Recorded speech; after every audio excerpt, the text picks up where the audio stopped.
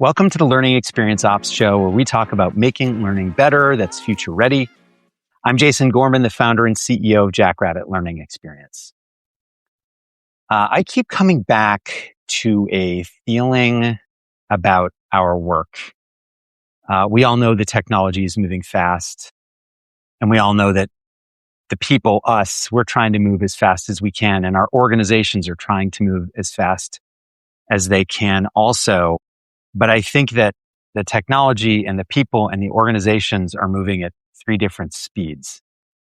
And every organization moves differently. Every person in that organization moves differently. So this creates a bit of a three-body problem for us, right? It's just impossible to understand the trajectory and future state of what our work is going to look like, because all of this is the very definition of a complex problem. And my guest today has a name for this. She calls it the pace gap.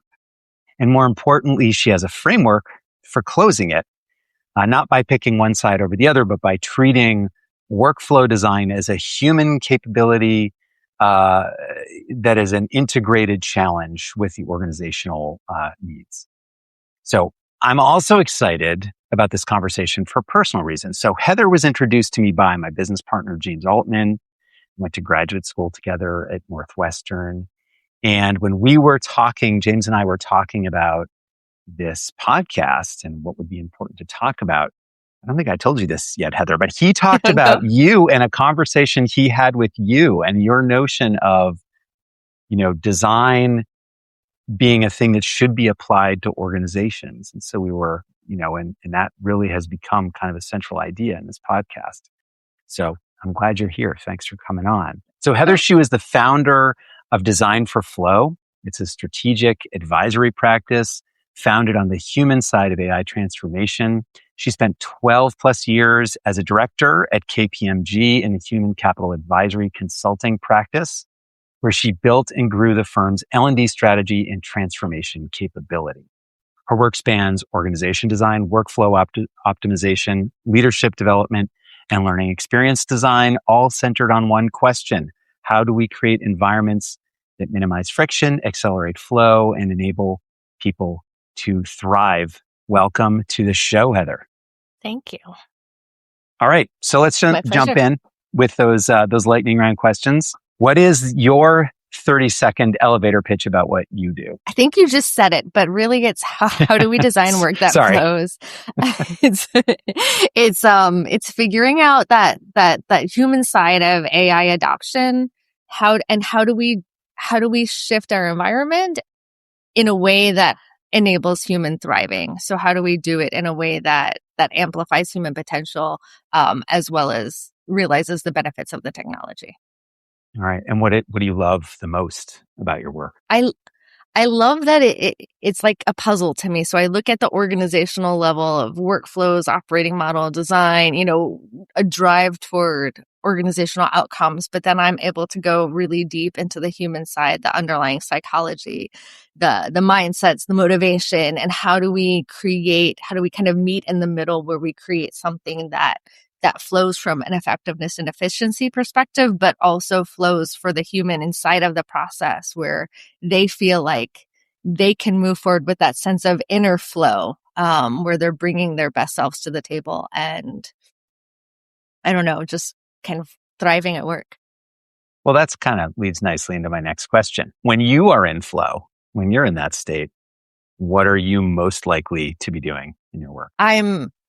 I think what I love most is sort of getting lost in the chaos and complexity about the current state of what exists or what's evolving. And then like sitting there long enough until something coherent emerges and I can create something simple that's not just simple for me to help understand it, but also simple for others to help people navigate it. And whether that's a framework, whether that's a learning program, whether that's just a way of thinking, guiding principles, that's, I think, my sweet spot. From sweet spot to, let's look at the other side of the coin here, anxiety. What is your biggest anxiety for the future? I mean, right now, FOBO. I heard that term recently, the fear of becoming obsolete. And definitely is high up there on the like existential crisis side of things. I do find that the more I lean into AI and these emerging technologies and find a way that they amplify my strengths, the more like I'm able to manage that. And then I think the other thing is just the fear of not knowing what's real. I think we're getting so much AI generated content without the validation or the oversight that and even intentional sharing of, AI generated content, that I don't think our society is prepared to get to the point where we can't recognize what's actually real. Yeah. I mean, those are pretty deep fears. Those are pretty deep fears. I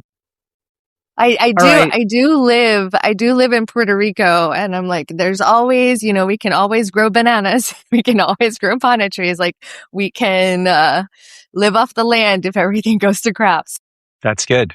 I suppose I could do that in my yard here in Boston if I just dug up sections of it. Less effective in the winter, I suppose. Last lightning round question, and this can be a work thing or it could be a personal thing, but what is a skill that you're trying to learn right now? So I'm trying to kind of push myself in learning the technical side or like technical capabilities that were beyond my reach before, because now with AI, you don't really need the technical skills to do technical things. So things like building in Claude code, experimenting with different tools. And I'm trying to like look at what I always saw were my gaps and capabilities. So if we take learning program design, for example, the video creation, the interactive element creation, the things that I would have had to hire somebody to do in the past, can I now do those things with the tools available, and kind of fill my own personal skill gaps? Already a terrific conversation. It's just got us a whole bunch more interest in this conversation. So we've had conversations before, and you told me a bit about your background, and you have told me that in the early part of your career, you spent years in Shanghai. And while you were there, you were doing various things. And you described your time there as being in I love this term, a career wilderness, kind of working in lots of different types of jobs. You mentioned like learning, coaching, communications. But I'm kind of curious to hear about some of those experiences that were early there. And then kind of what your turning point was to travel out of the wilderness and into the next chapter of your life. So I love my formative Shanghai years. I moved there right after college, and I was an English teacher for a year. I worked at Microsoft where I did coaching and for English, for communications, and customer service for the engineers there. I worked at EF Education. It was curriculum design for some of their English schools, their online school, as well as their in-person schools. And then I pivoted to be a business editor for the transfer pricing tax practice at Ernst & Young. And I think part of I moved to China because I was drawn to it because I liked the exploration. I was sort of following the spark that led me to different opportunities. But as a foreigner, you weren't really positioned in companies for a longer term career path. So I felt like I was kind of jumping from experience to experience. And ultimately it got to the point where I felt like I needed to shift and kind of bring it all together. But what I love about it was that it really was kind of cultivating a lot of underlying skills that continue to serve me today. And I don't think, I left China and I pursued my master's program at Northwestern where I met James. But I don't think it really clicked as to how valuable all of the different experiences were until I was interviewing with KPMG and they looked at my resume and they said, wow, this is rich experience. Because when I was interviewing for some different kind of companies, learning teams, they wanted me to kind of fill a box. and I didn't have all the pieces of the box that they wanted me to completely fill. But when I pursued consulting, they saw the value of everything. And I feel like somebody else had to kind of call it out for me to fully realize it. But I think it's a lesson in life that, sometimes we don't set out to kind of drive this linear path. We don't want to, and that's okay. And if we're following that spark, the thing that lights us up inside, and we're staying true to that, every experience grows you and helps you become more of who you are. I want to just kind of focus in on one piece of what you just said. I think you are the third or fourth person that I've interviewed on this podcast. This is my 20th-ish episode. You're the fourth person who said that they taught English overseas. And I don't really know what to make of that. That's also in my background. So I taught English in the Emirates and here in the States. I think it's a curious pattern, actually, that I'm seeing across this. I think people maybe, I guess in my case, like I was interested in education, so like it sort of matches up. But then maybe I was more interested in the curriculum development than I was in the teaching ultimately. I don't know. How do you make sense of the teaching part? Well, I was a journalism undergrad, so I had more of the language background and then the cultural exploration interest. And when I was teaching English, and I did my CELTA certification as well, which is the Cambridge English Language Teaching for Adults certification, which was a really powerful, really, really powerful adult learning experience, like maybe one of the best in my life. And I realized that I liked the learning side, but not so much the English side. I get lost in grammar. It's one thing to be able to write well. It's another thing to be able to explain past progressive tense effectively. So I think that was the thread that kind of carried me, was the creation of experiences that help the light bulb moment go off for people. But then how do I do that not in an English classroom? I appreciate the reflection. You talk about in that moment where you kind of solidified what you wanted to do, possibly right before you started at KPMG. You read a book called First Break All the Rules, which is a fabulous title by Marcus Buckingham. And I'm kind of curious, what was it in that book that sparked change for you? So it's an interesting story. They gave that book out to all of the managers at Microsoft at the time, and one of my friends and teammates let me borrow it, and I stole it. I never gave it back because it talks about I still have it. Talks about how to create a strengths-based workplace that doesn't define people's responsibilities by, the org chart and the job title, but instead, how do you create an environment where people are able to do what they do best? And more people might be familiar with the Strengths Finder and Now Discover Your Strengths, like those books by Marcus Buckingham. This is the one that came first. And the premise was really your strengths are what make you feel strong, not what you're necessarily good at. And I think as a young kind of in my first corporate job at Microsoft, that really resonated. But moreover, I looked at the book and I said, how do I do that? What is the job where somebody is responsible for helping create that sense of strength-based organization in their company? And I don't know that I've ever figured out how exactly to do that. I think that it's still an ideal view in my mind, but I think that I bring a lot of that to the work that I do of how do I create workflows that bring people to life? How do I kind of make sure they're focused on the right outcomes, but also the human experience? And so that's that. Through that book, I was like, what's the field that I need to be studying? And that's how I ended up finding the Learning and Organizational Change program at Northwestern. Got it. I don't remember exactly how you said it, but it was something like strengths aren't necessarily the thing that you're good at. They're the thing that make you feel strong at work. Mm-hmm. Can Yeah, just you what your say more strengths about that? are. So you might be really good at something. Like I am for my own personal life. I was a journalism major. I can edit something to perfection. I can hone, the sentence structure, the document. Is that the thing that brings me to life? No, not at all. Like I see. that final 20% of getting a document perfect, that is what drains me from the whole experience. And if I could offload that to somebody, AI, I would be very happy to do that. And so the recognition is like, it's about energy. Where do you get your energy? What makes you feel strong? It's not what you might be perfect at.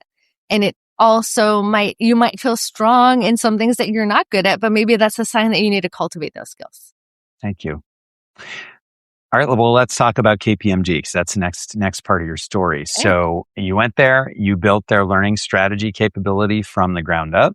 That sounds like a challenge. So what was the hardest part of building a new capability like that? So KPMG, and I love my experience there, and I still do a lot of work with the firm.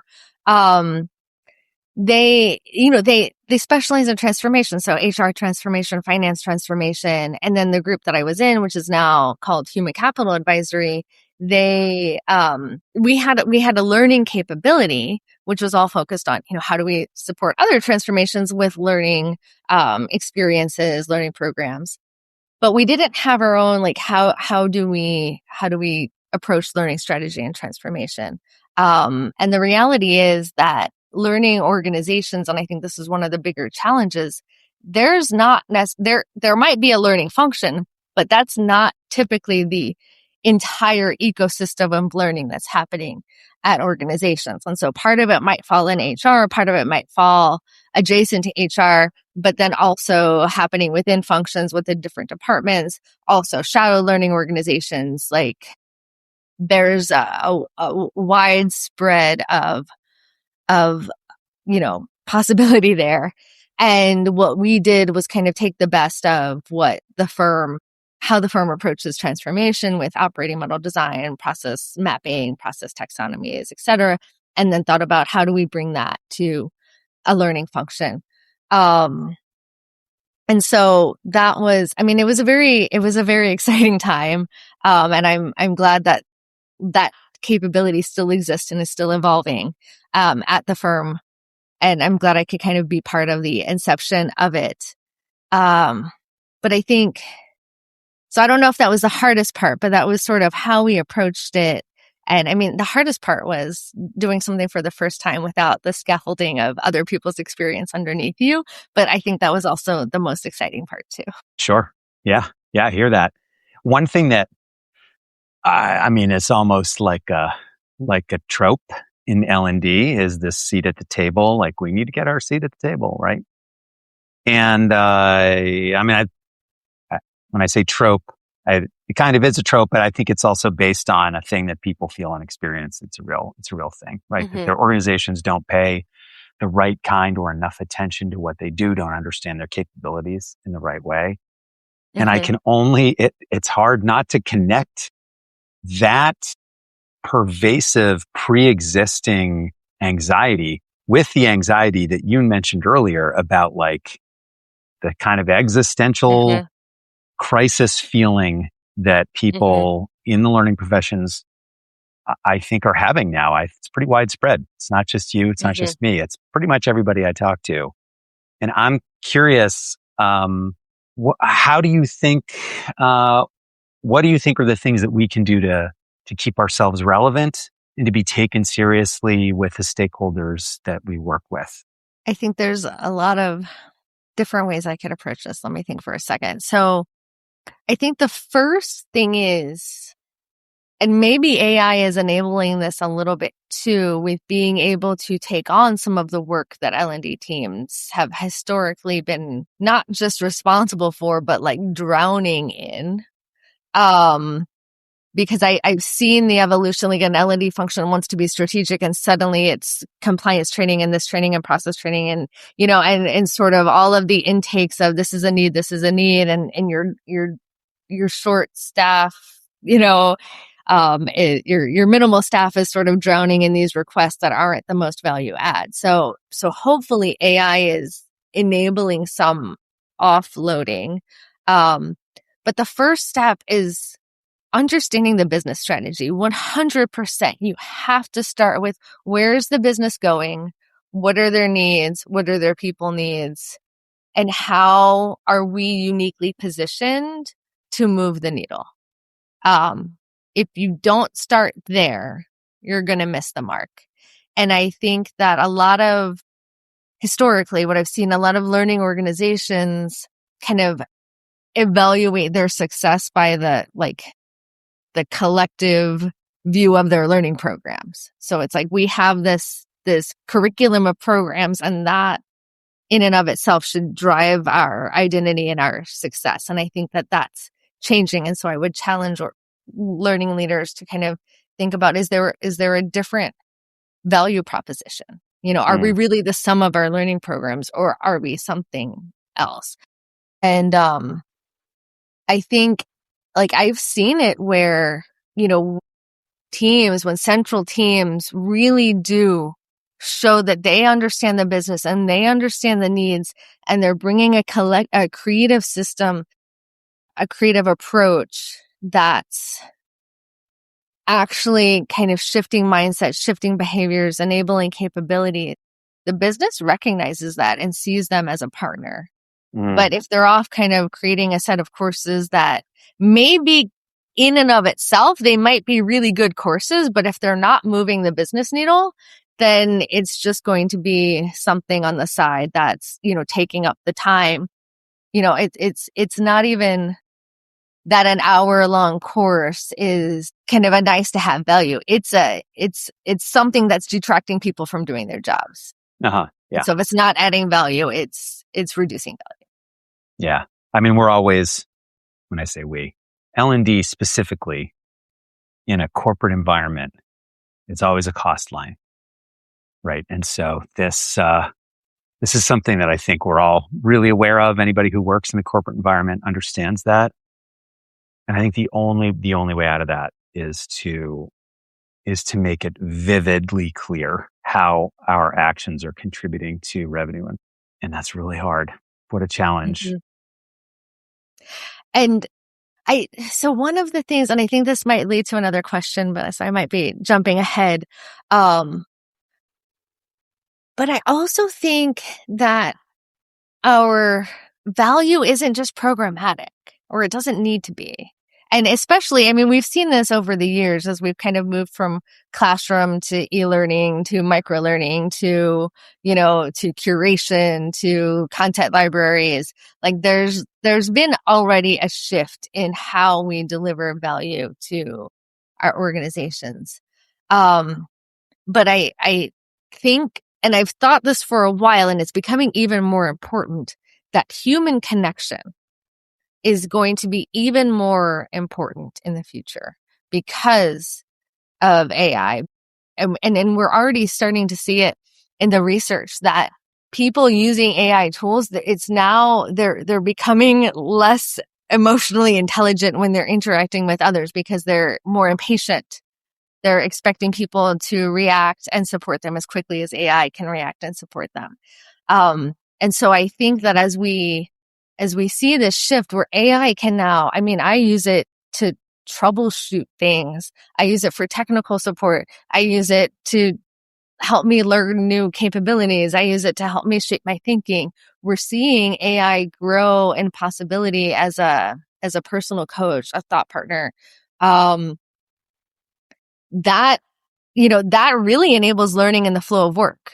And when organizations can do that in a way where you're bringing the assets and the knowledge bases to, in combination with AI, to surface, things at the moment of need. That's an amazing capability that we didn't have. And so can and should the learning function now kind of elevate out of that or help shepherd that, but also focus on human connection. And kind of, I don't know what other team is out there that's saying, you know what, but we really got to get our people together to collaborate and be social and learn from each other and build those enduring human skills and not lose sight. You know, we're not designing, or we shouldn't be designing for human plus AI. We should be designing for human plus AI. And so can L&D be the brainchild and the I don't know, and the human collaboration team, potentially. Yeah. I think nothing's figured out for the future. No, nothing's figured out, but I think that's an interesting way to think about the anxiety too, right? I think the anxiety is about, will the thing that I've been doing be a viable job in the future? Mm-hmm. The answer is probably no. For many, not everything, but I think many things that people who do this kind of work do. But I do think that a lot of our skills are very translatable to the future. And I've heard this idea echoed in places. I really would love to focus on, you have two frameworks that you have, and I'd love to talk about those. One is a framework that is really about organizing how people can relate to AI, kind of the different modes. And those for you, you named a couple of them a second ago: coach, thought partner, accelerator, and automator. And I would love to understand each one, and then how we position ourselves in relationship given what we're trying to do. Yeah. And so great. That one was really built around, you know, the motions of work and how we align AI. So this is like AI enabled process lens of how do we think about the interactions that we're having with AI according to the motions of work. And so coach is anything related to teaching, guiding, you know, helping us shape our own thoughts. And that's, you know, grow me. The motion is grow me. I need to grow. And so I'm going to lean on AI to help myself grow. Thought partner is think with me. So I'm not fully trusting AI to give me wisdom, or in this relationship, I'm kind of asking questions. I'm exploring, I'm co-creating my thinking alongside AI. So it can go research things. It can bring things to the table. I can pontificate. It comes back. And sort of through that iteration, I sharpen my own perspective.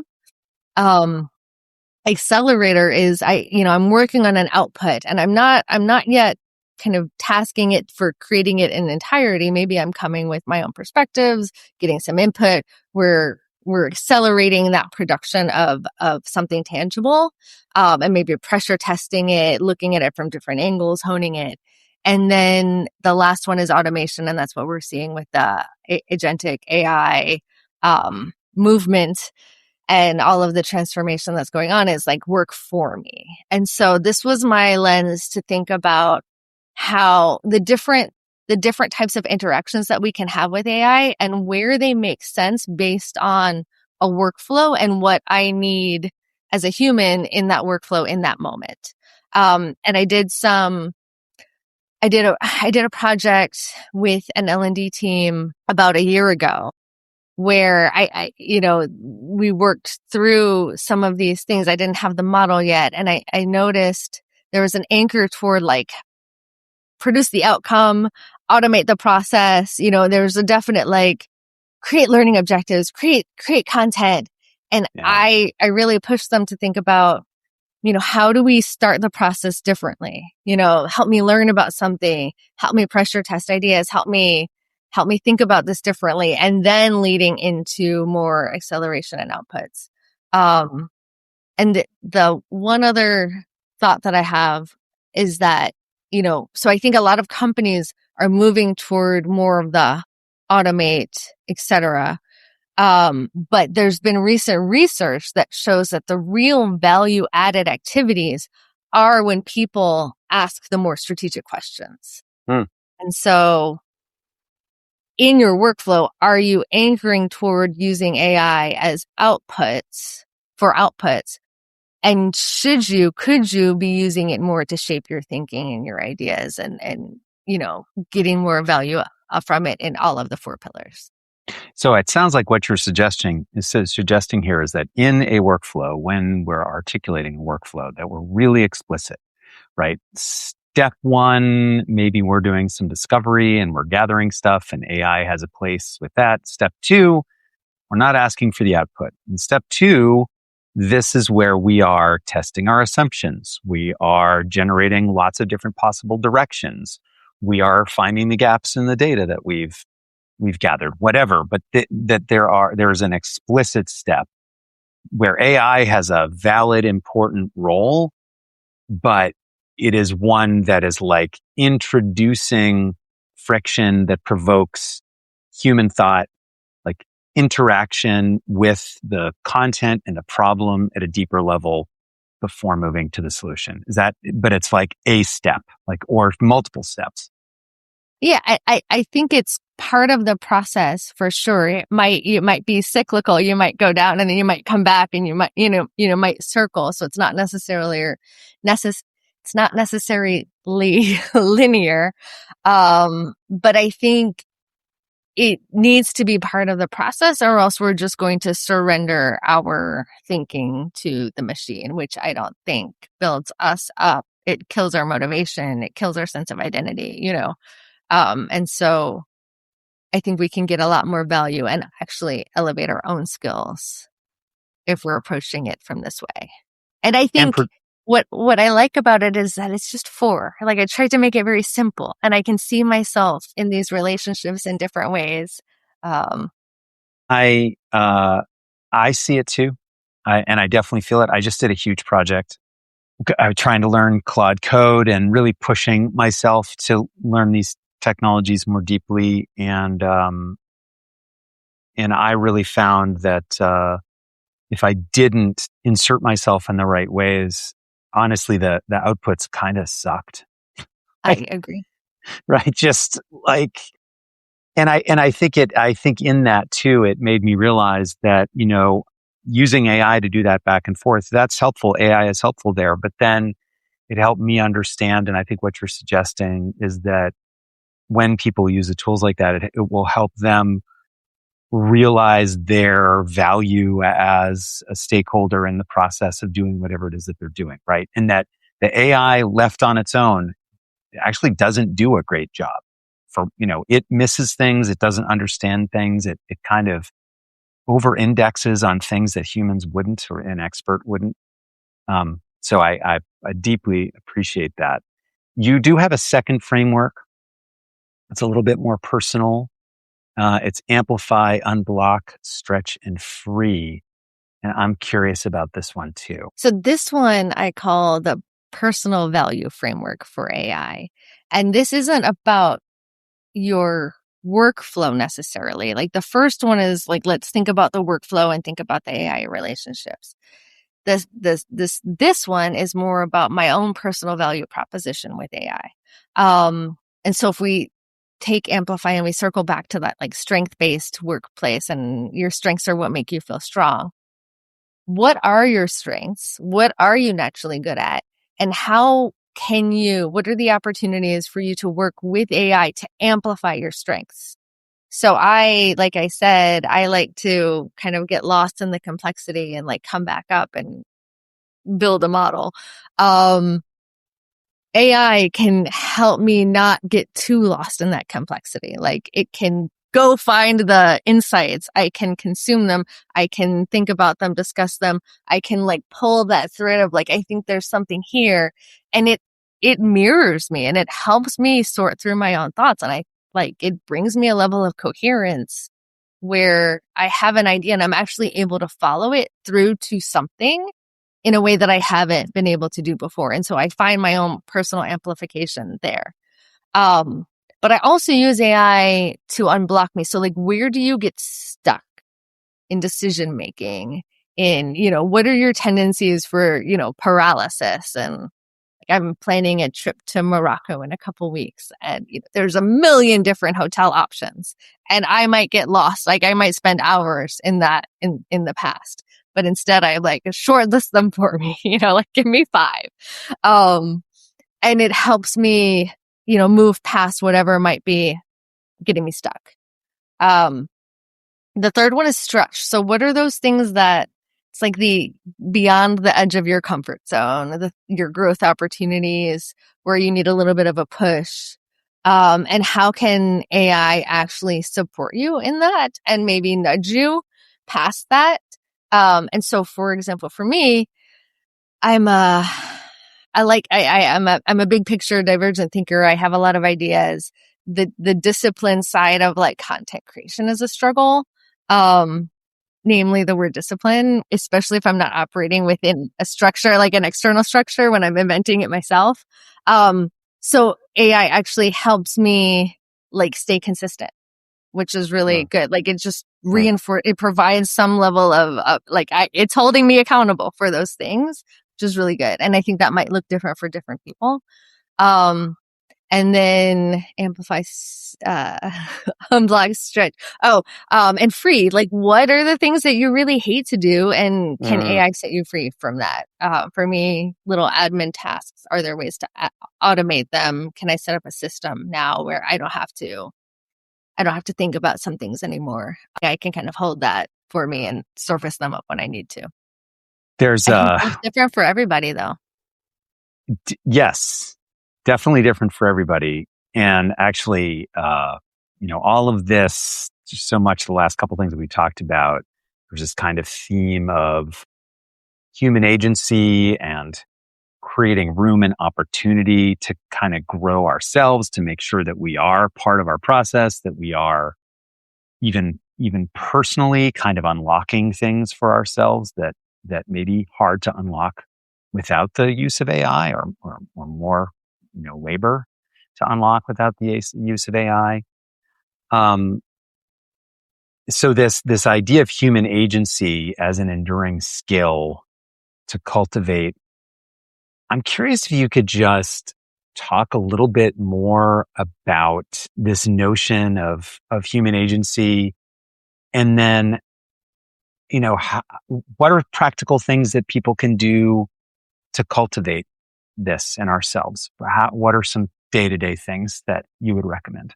It's a topic I've been thinking about for like quite a few months now, and I'm really starting to see some articles surface about it, which is interesting. But I think about agency as like our inner drive to be proactive, to kind of take the reins and have some sense of control in our direction and in the work that we're doing.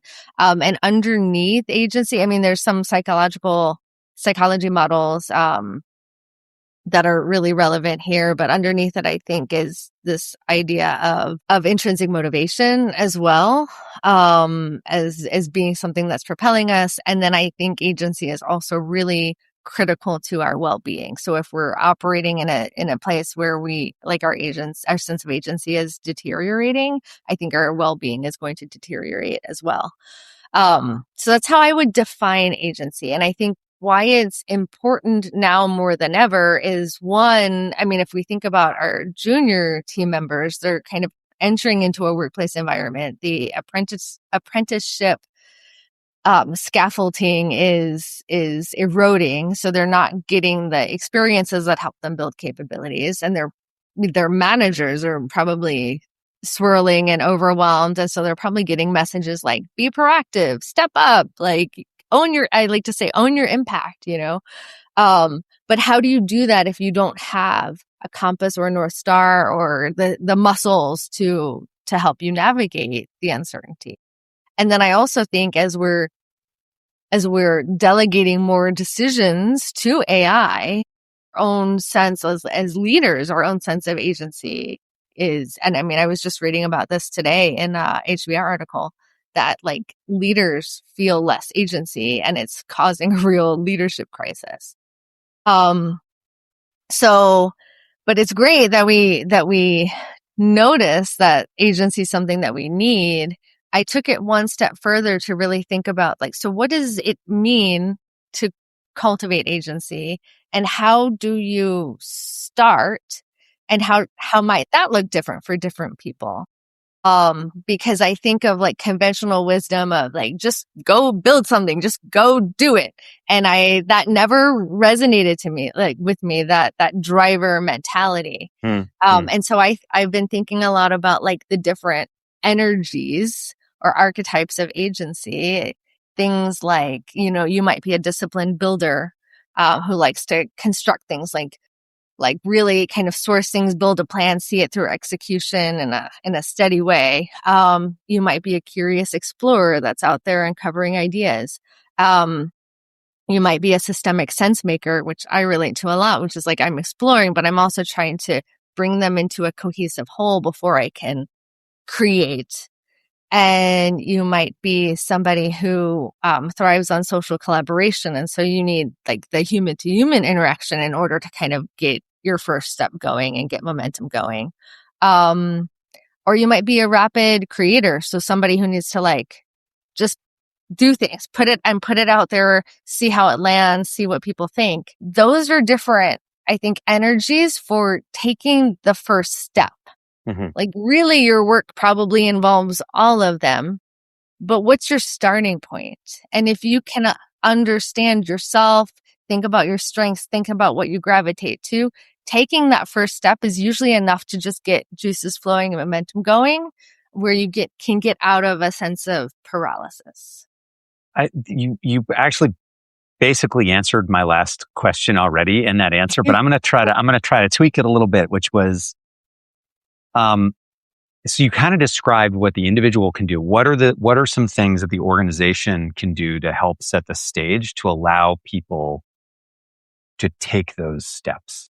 I think we have to move toward more agile work environments. I've been a part of multi-year transformations where you kind of move from vision to, design, to build, to execution, and to ramping up people in the meantime. And so 2 years after you start, you have your system and your people ready to roll in a new way of working.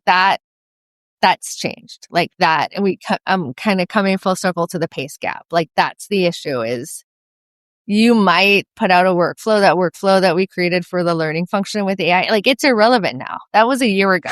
Yeah. Everything's changed. I would do it completely different today. So I think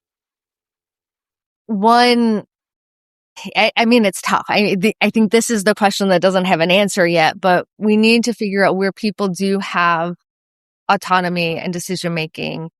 Maybe there's more, like we have to figure out where people get to lean into the process and aren't just managing their agents.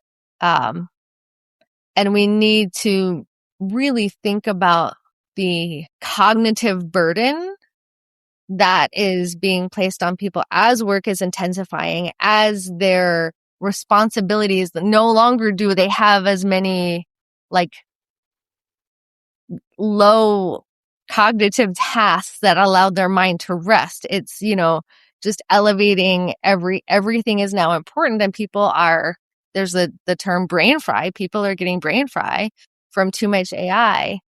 And if we don't recognize humans as part of the equation that we're solving for with new technology, we're going to erode the skills and the value that make our organizations competitive.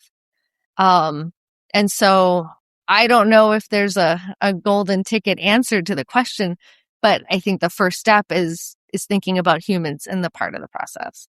I heard somebody talking about using a power user, a coder, using Claude and having the experience of think about what it is that they need to get done. They go to Claude, they explain it, and then they go for a walk. And then when they come back, Claude has done the work, right? And then they review the work, they think about it, right? They decide the next thing that needs to happen. They have a conversation with Claude about it. The Claude gets started, takes another bit of time to go for another walk. Right. And I do, this kind of sounds like, I mean, that seems very funny and probably not realistic for most people. But I think in your answer, that's kind of what I'm hearing. Like, we as humans, like we need things like walks to help us think more clearly, to be more productive, that it can't just be work, work, work. It cannot all be optimized all the time. And that as an organization, when we're thinking about how to do this in the right way, how do we make space to allow people to have those kinds of things, right? So I appreciate that, and I hope that there is not just like a rush into more and more productivity and more efficiency, because I just don't. I can't imagine that working out the right way, and it sounds like that's exactly what these frameworks of yours and how you've described agency is kind of pointing to. There's a real danger for all of us.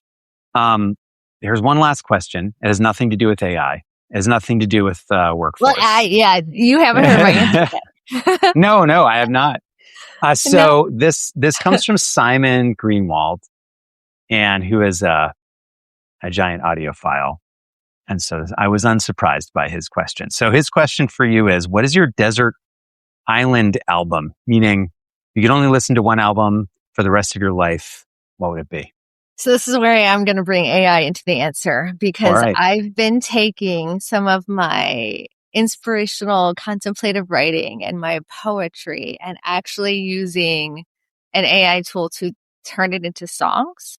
Whoa. And it's been really powerful to hear my words that I wrote myself back before AI, like presented to me in a different way. So I would make an album of that and I would take it with me, because that writing is really empowering. And I think I would need that on a desert island. Thank you for giving me a wonderful, surprising answer at the end of this conversation, and so many amazing insights through the course of this conversation. I really appreciate it. Thank you so much for coming on to the show, Heather. I've had so much fun. This has been great. I love it. It has been great. It's good to have some human to human interaction. Indeed. Even if it's remote. Absolutely. It was kind of the point. We just need to be talking to each other now. You said that there's like the value of connection is going up. We're going to need more of it in the future. And I think the AI is going to be, it's going to be tempting to just be locked in conversation with AI, but we can't. So we got to do this stuff. Yeah. So thanks for doing this. Thank you so much, Jason. I've loved it. That's a wrap on this episode. If you found this useful, please subscribe and share it with a fellow learning professional.